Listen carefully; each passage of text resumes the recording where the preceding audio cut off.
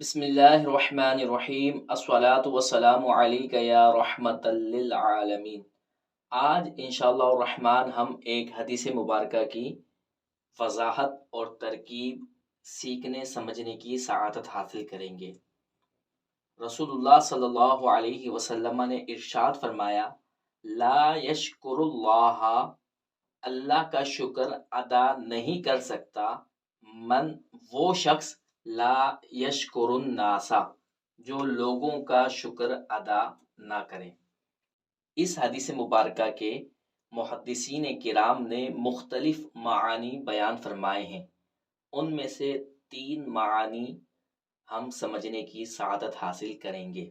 Number 1، جو شخص بندوں کا شکر ادا نہ کرے، بندے اس پر احسان کریں اور وہ احسان کا شکر ادا نہ کرے اور اللہ تبارک و تعالیٰ کا شکر ادا کرتا رہے، تو اللہ تبارک و تعالیٰ بندے کی طرف سے اس ادا کیے گئے شکر کو بھی قبول نہیں کرتا جب تک کہ وہ لوگوں کا شکر ادا نہ کرے۔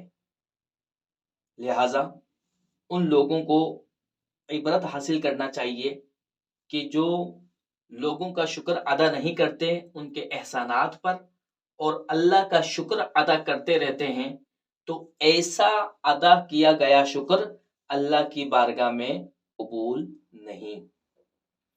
اس حدیث کا دوسرا معنی یہ ہے کہ جو شخص لوگوں کا شکر ادا نہیں کرے گا، جس کی یہ عادت ہوگی، لوگوں کا احسان فراموش کرے گا، تو اس کی لازماً یہ عادت ہوگی کہ وہ اللہ کے احسانات کی بھی ناشکری کرے گا، اللہ نے جو اس کو انعامات دیے اس کی بھی وہ ناشکری کرے گا، کیونکہ جب وہ لوگوں کا شکر ادا نہیں کر رہا، ناشکری اس کی عادت بن گئی۔ جب وہ لوگوں کا شکر ادا نہیں کر رہا تو وہ اللہ کا شکر بھی ادا نہیں کرے گا، اللہ کی بھی ناشکری کرے گا، تو لوگوں کی ناشکری اللہ تبارک و تعالیٰ کی ناشکری تک پہنچانے والی ہے۔ تیسرا معنی اس حدیث مبارکہ کا یہ بیان کیا گیا کہ جو شخص اللہ کا شکر ادا کرے اور لوگوں کا شکر ادا نہ کرے، اس کا ادا کیا گیا شکر قابل قبول تو ہے، لیکن اللہ کو یہ بات پسند ہے کہ جس طرح سے یہ بندہ اللہ کا شکر ادا کر رہا ہے، اسی طرح وہ بندوں کے احسانات کا بھی شکر ادا کرے، ان کے احسان کی ناشکری نہ کرے، ان کے احسان فراموش نہ کرے۔ تو بندے کو لوگوں کے احسانات کا شکر ادا کرنے پر ترغیب دینے کے لیے عبارت کو اس طرح لایا گیا کہ وہ شخص جو لوگوں کا شکر ادا نہیں کر سکتا، وہ اللہ کا بھی شکر ادا نہیں کر سکتا۔ حدیث مبارکہ کے ان تینوں معانی میں کیا فرق ہے؟ پہلا معنی کے اعتبار سے جو شخص لوگوں کا شکر ادا نہ کرے اور اللہ کا شکر ادا کرتا رہے تو اس کا وہ شکر ہی قابل قبول نہیں، جبکہ دوسرا جو معنی بیان کیا گیا اس کے اندر اس بات کی طرف رہنمائی کی گئی کہ جو اللہ کا شکر ادا کرتا ہے، لوگوں کا شکر ادا نہیں کرتا، تو اللہ کا کیا گیا شکر قابل قبول تو ہے، لیکن یہ جو لوگوں کی ناشکری کر رہا ہے، یہ لوگوں کی ناشکری کرنا اس کو اللہ کی ناشکری تک پہنچا دے گا۔